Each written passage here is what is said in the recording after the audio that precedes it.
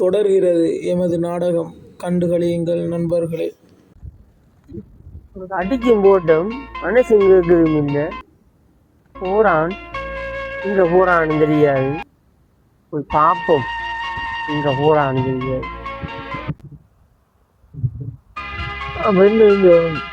அவங்க அடிச்சு போட்டாரு.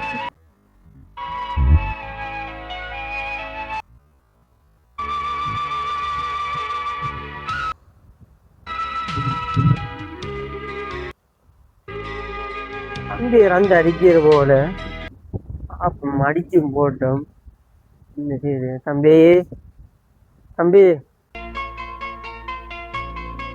நான் உனக்கு நல்லது தானே தம்பி நான் சொல்றேன். நான் தான் படிக்க இதாரியா சித்துடுறேன். நீ இருந்தாலும் படிச்சு நல்ல நிலைமைக்கு வரணும். நாம தாய் தாப்பா புள்ளே.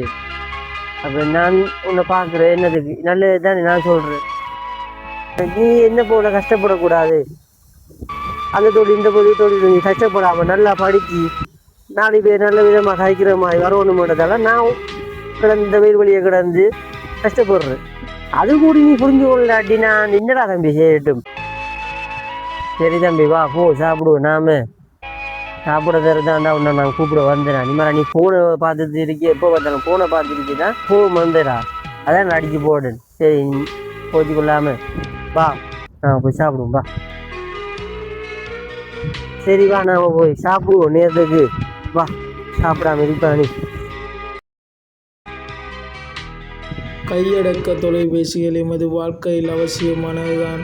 ஆனால் அதுவே வாழ்க்கை அமைந்துவிடக்கூடாது.